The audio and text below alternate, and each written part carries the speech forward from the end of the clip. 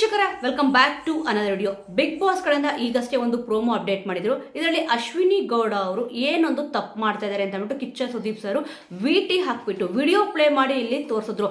ಸಾಕ್ಷಿ ಸಮೇತವಾಗಿ ಇಲ್ಲಿ ರಕ್ಷಿತಾ ಅವರು ಮಾತಾಡಿದ್ದೇ ಬೇರೆ, ಇಲ್ಲಿ ಅಶ್ವಿನಿ ಗೌಡ ಅವರು ಅದನ್ನ ತಿರುಚಿ ಹೇಳಿದ್ದೇ ಬೇರೆ. ಈಗ ಅಭಿಮಾನಿಗಳು ಇಲ್ಲಿ ಪ್ರತಿಯೊಬ್ಬರಿಗೂ ಕೂಡ ಅಭಿಮಾನಿಗಳು ಇದ್ದೇ ಇದ್ದಾರೆ. ಅದಕ್ಕೋಸ್ಕರನೇ ಇಲ್ಲಿ ಬಿಗ್ ಬಾಸ್ ಅಲ್ಲಿ ಇರೋದು. ಇಲ್ಲಿ ಅಶ್ವಿನಿ ಗೌಡ ಅವರು ಚಾಲೆಂಜ್ ಹಾಕಿದ್ರು, ಎಲ್ಲರಿಗೂ ಕೂಡ ನೆನಪಿದೆ ಅಂತ ಅನ್ಕೊಂತೀನಿ. ಇಲ್ಲಿ ರಕ್ಷಿತಾ ಅವರು ಕೂಡ ಇಲ್ಲಿ ಚಾಲೆಂಜ್ ಹಾಕಿದ್ರು. ಆಲ್ಮೋಸ್ಟ್ ಇವ್ರು ರಾಕ್ಷಸಿಗೆ ನಾನು ರಾಕ್ಷಸಿನಿ ಅಂತ ಅಂದ್ಬಿಟ್ಟು ಇಲ್ಲಿ ರಕ್ಷಿತಾ ಅವರು ಹೇಳಿದ್ರು. ಈ ಒಂದು ಚಿಕ್ಕ ಏಜಲ್ಲೇ ಒಂದು ದೊಡ್ಡ ಮೆಂಟಾಲಿಟಿ, ತುಂಬಾನೇ ಚೆನ್ನಾಗಿ ಮಾತಾಡ್ತಾರೆ. ರಕ್ಷಿತಾ ಅವರು ಕೂಡ ತುಂಬಾ ಚೆನ್ನಾಗಿ ಆಟ ಆಡ್ತಾ ಇದ್ದಾರೆ. ಇಲ್ಲಿ ಅಶ್ವಿನಿ ಗೌಡ ಅವರು ಏನೇ ತಪ್ಪು ಮಾಡಿದ್ರು ಕೂಡ ಅದನ್ನ ಸರಿ ಅಂತ ಅಂದ್ಬಿಟ್ಟು ಅವರು ಸಮರ್ಥನೆ ಮಾಡ್ಕೊಂತಾರೆ.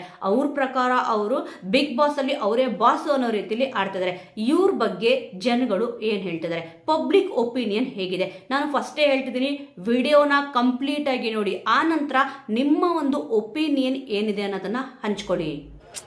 ಅಶ್ವಿನಿ ಗೌಡ ಹೇಳ್ಕೊಳಕ್ಕೆ ಗೌಡ್ರು, ಆ ಅಮ್ಮನ ಬಾಯಿಲಿ ಬರುತ್ತಲ್ಲ ಮಾತು, ಆ ಅಮ್ಮ ಅಶ್ವಿನಿ ಗೌಡ ಅಂತ ಹೇಳ್ಕೊಳಕ್ಕೆ ಅನ್ಲಾಯಕ್. ಆ ಒಂದು ತುಳುನಾಡು ಹುಡುಗಿ ಅಷ್ಟು ಚೆನ್ನಾಗಿ ಒಂದು ಭಾಷೆಯಲ್ಲಿ ಅಲ್ಲಿ ಒಂದು ಯಾರಾದರೂ ಗಲಾಟೆ ಮಾಡ್ತಿದ್ರೆ ಅಲ್ಲಿ ಹೋಗಿ ಅದನ್ನು ನಿಭಾಯಿಸ್ತದೆ. ಈಕೆ ಅಮ್ಮ ಒಂದು ಅಶ್ವಿನಿ ಗೌಡ ಅಂತ ಹೆಸರಿಟ್ಕೊಂಡು ಒಂದು ಹಿರಿಕ್ಳು ಮನೆಯಲ್ಲಿ ಎಲ್ಲರನ್ನೂ ಯಾವ ಥರ ನಿಭಾಯಿಸ್ಬೇಕು, ಒಂದು ತಾಯಿ ಸ್ಥಾನದಲ್ಲಿ ನಿಂತು ನಿಭಾಯಿಸ್ಬೇಕು ಅಲ್ವಾ? ಆದರೆ ಎಲ್ಲರಿಗೂ ಪಿನ್ನಿಗೆ ಕೊಡೋದು, ನೀ ಸುಮ್ಮನೆ ಇದ್ಬಿಡು ಅಂದರೆ ಅರ್ಥ ಏನು? ರೌಡಿಜಮ್ ಮಾಡೋಕ್ಕೆ ಹೋಗಿದ್ದಾಳೆ ಬಿಗ್ ಬಾಸ್ಗೆ ಅಮ್ಮ, ಹೇಳಿ. ರೌಡಿಜಮ್ ಮಾಡಬಾರ್ದು.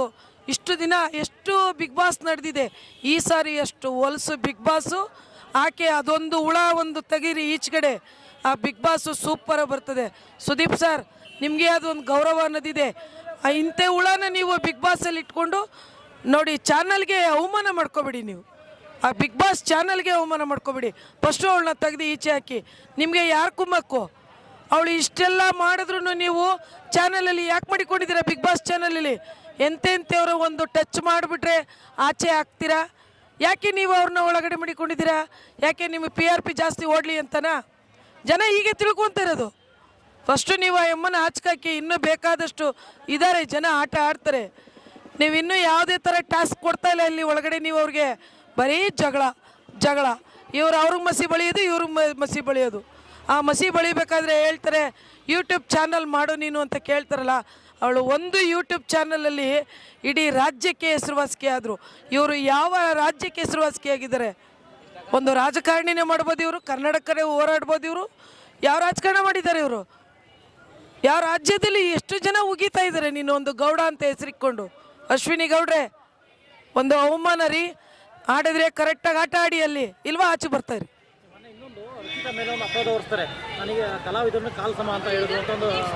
ಈ ಕಲಾವಿದರು ಅದನ್ನ ಗುರುತಿಸ್ಬೇಕು ಇವಾಗ.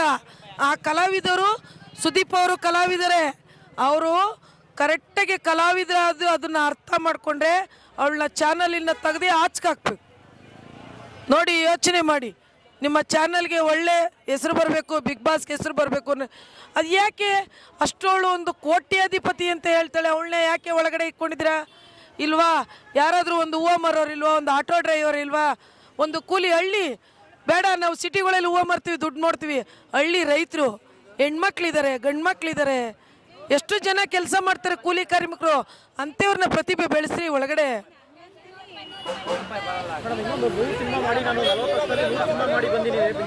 ಅದೇ ನಿಮ್ಮಪ್ಪ ಸಂಪಾದನೆ ಮಾಡಿ ಕೋಟ್ಯಾಧಿಪತಿ ಆಗಿದ್ದಾನೆ, ನೀನು 100 ಸಿನಿಮಾ ಇಲ್ದೇನೆ 1000 ಸಿನಿಮಾ ಮಾಡ್ತೀಯ.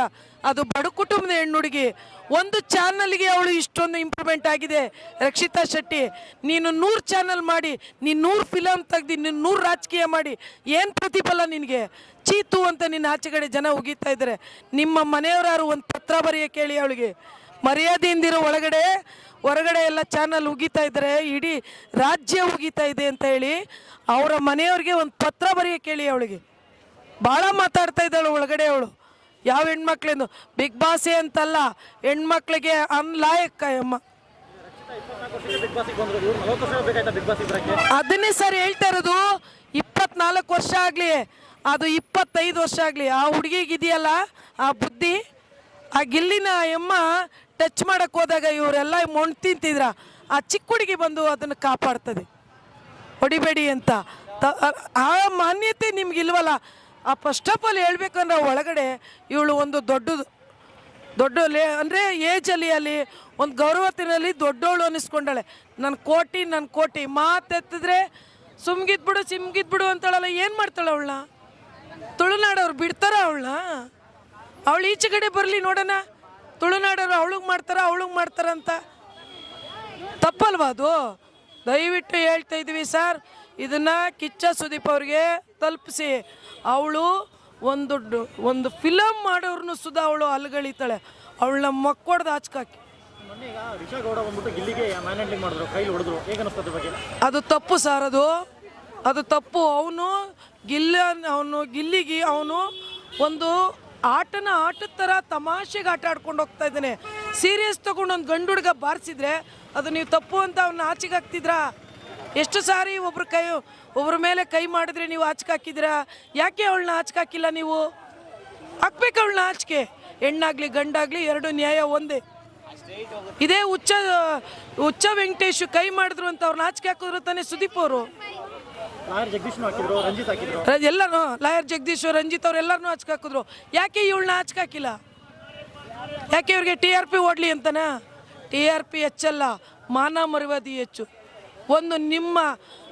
ಒಂದು ಫಿಲಮ್ ಎಂಡನೇ ಅವಳು ಎತ್ತಿ ಮಾತಾಡ್ತಾಳೆ ಅಂದರೆ ಅವಳನ್ನ ಮನೇಲಿ ಏನಕ್ಕೆ ಇಟ್ಕೊಂಡಿದ್ದೀರಾ ನೀವು? ಅವಳನ್ನ ಏನಕ್ಕೆ ನಿಮ್ಗೆ? ಅವಳು ಕೋಟಿ ಅಂತಾಳೆ.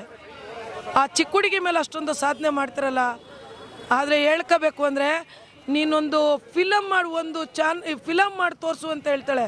ಅವಳಿಗೆ ಅದೃಷ್ಟನೇ ಬರ್ದಿದ್ದೀನೋ. ಬಿಗ್ ಬಾಸಲ್ಲಿ ಅವಳೇ ಗೆಲ್ಲೋದು, ಹೊರಗಡೆನೂ ಬಂದು ಅವಳು ಫಿಲಮು ಮಾಡ್ತಾಳೆ. ಹೌದು, ಅದೇ ಥರ ಇನ್ನೂ ದೊಡ್ಡ ಮನೆಯವರೇ ಶಿವರಾಜ್ ಕುಮಾರ್ ಅವರೇ ಕೊಡ್ತಾರೆ ಅವಳಿಗೆ ಒಂದು ಚಾನ್ಸ್ ಕೊಡ್ತಾರೆ. ರಾಜ್ಕುಮಾರ್ ಮನೆಯವರೇ ಕೊಡ್ತಾರೆ. ಆ ಹುಡುಗಿರು ಲಾಯಲ್ ಲಾಜಿಕ್ಗೆ, ಆ ಹುಡುಗಿರೋ ಅರ್ಥಕ್ಕೆ ದೊಡ್ಡ ಮನೆಯವರೇ ಕೊಡ್ತಾರೆ. ಸುದೀಪ್ ಅವರೇ ಕೊಡ್ಬೋದು.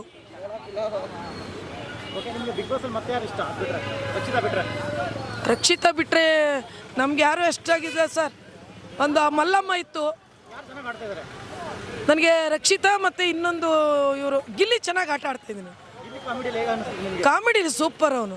ಆದರೆ ಅವನೇನಾರ ರೈಸ್ ಆದರೆ ಇವ್ರಿಗೆ ಮರ್ಯಾದೆ ಇರಲ್ಲ. ಅವನು ಪಾಪ ಬಡ ಕುಟುಂಬದಲ್ಲಿ ಹುಟ್ಟಿರೋ ಹುಡುಗ. ಅವನೇನು ಮಾಡ್ತಾ ಇದ್ದಾನೆ ಅದನ್ನು ಸೀರಿಯಸ್ ಆಗಿ ತಗೋತಾ ಇಲ್ಲ. ಚೆನ್ನಾಗೇ ಆಟ ಆಡ್ತಾ ಇದ್ದಾನೆ. ಕೌಂಟ್ರ್ ಮಾತು ಕೊಡಲೇಬೇಕು. ಅದು ಹೋಗಿರೋದೇ ಬಿಗ್ ಬಾಸ್ಗೆ.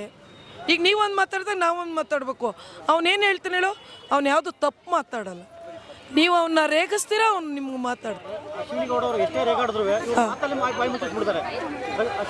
ಹೌದು, ಅದೇ ಟೆಕ್ನಿಕ್ಕು. ಅವನೇನು ನಾನು ಹಿಂಗೆ ಅಂತ ಯಾವಾಗಲೂ ಉರ ಅಂತ ಇರ್ತೀಯ. ಅವನೇನು ಮಾಡ್ತಾನೆ ಹೇಳಿ, ನಗ್ನಗ್ತಾನೆ ಮಾತಾಡಿ ನಗ್ನಗ್ತಾನೆ ಟ್ಯಾಗ್ ಕೊಡ್ತಾನೆ. ನೀನು ಅರ್ಥ ಮಾಡ್ಕೋಬೇಕು. ನೀನು ಎಷ್ಟು ಕೋಟಿಗಿದ್ರೆ ಏನು, ಅವನು ಒಂದು ಹಳ್ಳಿ ಹುಡುಗ. ನೀನು ಕೋಟ್ಯಾಧಿಪತಿ ಅಂತ ಹೇಳ್ಕೋತೀಯ. ನಿನಗೆ ಒಂದೊಂದು ಮಾತಲ್ಲೇ ಟ್ಯಾಗ್ ಕೊಡ್ತಾನು. ಅದನ್ನೇ ನೀನು ಅರ್ಥ ಮಾಡ್ಕೋಬೇಕು. ನೀನು ಯಾವ ಕನ್ನಡ ಪ್ರತಿಮೆ ಬೆಳೆದ್ರು ಅಷ್ಟೇ, ರಾಜಕೀಯದಲ್ಲಿ ಬೆಳೆದ್ರು ಅಷ್ಟೇ, ನಿಮ್ಮಪ್ಪ 100 ಕೋಟಿ ಆಸ್ತಿ ಇಟ್ಟಿದ್ರು ಅಷ್ಟೇ, ನಿಮ್ಮ ತಂದೆಗೆ ಗೊತ್ತಾಯ್ತಾ ಇರ್ಬೋದು ಇಲ್ಲಿ ನನ್ನ ಮಗಳ ಮರ್ಯಾದೆ ಏನು ಹೋಗ್ತಾ ಇದೆ ರಾಜ್ಯದಲ್ಲಿ. ನಮ್ಮ ಕರ್ನಾಟಕದಲ್ಲಿ ಇಷ್ಟು ಜನ ನನ್ನ ಮಗಳಿಗೆ ಇಲ್ಲ, ಅವ್ರ ಅಪ್ಪನೇ ಹೋಗ್ಬಿಟ್ಟು ಮಗಳನ್ನ ಒಳಗಡೆಯಿಂದ ಕರ್ಕೊಬಂದ್ಬಿಡ್ಲಿ. ಚೆನ್ನಾಗಿತ್ತು ಸರ್. ಅಮ್ಮ ಅಮ್ಮ ಕೆಟ್ಟ ಹುಡುಗಿ ಅಂತ ನಾವು ಹೇಳಲ್ಲ, ಬಾಯಿಯಿಂದ ಕೆಡಿಸ್ಕೋತಾ ಇದ್ವಿ. ಅಲ್ಲಿ ಒಳಗಡೆ ಏನೋ ಅಮ್ಮ ಕೆಟ್ಟ ಹುಡುಗಿ ಅಲ್ಲ, ಬಾಯಿಯಿಂದ ಯಾರನ್ನೇ ಹೇಳಿ ನೀನು ದೌರ್ಜನ್ಯದಿಂದ ಮಾತಾಡಿದ್ರೆ ಏನು ಪ್ರತಿಫಲ? ಆಟ ಥರ ಆಡು. ಆ ಚಿಕ್ಕ ಹುಡುಗಿನ ನಿನ್ನ ಮಗಳ ಥರ ಟ್ರೀಟ್ ಮಾಡು. ಸೋಲು ಗೆಲುವು ಭಗವಂತನ. ಎಸ್, ಸೊ ವೀಕ್ಷಕರೇ ನೋಡಿದ್ರಲ್ಲ, ಇಲ್ಲಿ ಯಾರ್ದು ತಪ್ಪು ಯಾರ್ದು ಸರಿ ಅಂತ ಅಂದ್ಬಿಟ್ಟು ಎಲ್ರಿಗೂ ಕೂಡ ಗೊತ್ತಿದೆ. ಆದರೆ ಅಶ್ವಿನಿ ಗೌಡವರು ಅವರು ಸಮರ್ಥನೆ ಚೆನ್ನಾಗಿ ಮಾಡ್ಕೊತಾರೆ. ಅವ್ರು ತಪ್ಪು ಮಾಡಿದ್ರು ಕೂಡ ತಪ್ಪಿಲ್ಲ ಅಂತ ಹೇಳ್ತಾರೆ. ಇವಾಗ ಇವರು ಹೇಳಿದ್ರಲ್ಲಿ ಜನಗಳು ಅವರು ಒಂದು ಪರ್ಸೆಪ್ಷನ್ ಇರುತ್ತೆ, ಅದು ಕರೆಕ್ಟಾಗಿ ಇಲ್ಲಿ ಇರುತ್ತೆ. ಕೆಲವೊಂದು ವಿಚಾರಗಳು ಇಲ್ಲಿ ಲೇಟಾಗಿ ಚರ್ಚೆ ಆಗೋದು ಏನಕ್ಕೆ ಅಂತಂದರೆ, ಈ ರೀತಿ ವಿಡಿಯೋಗಳು ಸೋಷಿಯಲ್ ಮೀಡಿಯಾದಲ್ಲಿ ಜಾಸ್ತಿ ವೈರಲ್ ಆದಾಗ ಇಲ್ಲಿ ಆ ಒಂದು ವಿಚಾರ ಇಲ್ಲ, ಇದು ಕೊನೆಗೆ ನಮ್ಮ ಬುಡಕ್ಕೆ ಬರುತ್ತೆ ಅಂತ ಅಂದ್ಬಿಟ್ಟು ಯೋಚನೆ ಮಾಡಿಬಿಟ್ಟು ಆ ನಂತರ ಇಲ್ಲಿ ಆ ಟಾಪಿಕ್ನ ತಗೊಂಡು ಮಾತಾಡ್ತಾರೆ. ಈ ಒಂದು ವಿಚಾರದ ಬಗ್ಗೆ ವೀಕ್ಷಕರೇ ನಿಮಗೆ ಏನು ಅನ್ನಿಸ್ತು ಅನ್ನೋದನ್ನು ಹಾನೆಸ್ಟ್ ಆಗಿ ಕಮೆಂಟಲ್ಲಿ ತಿಳಿಸಿ.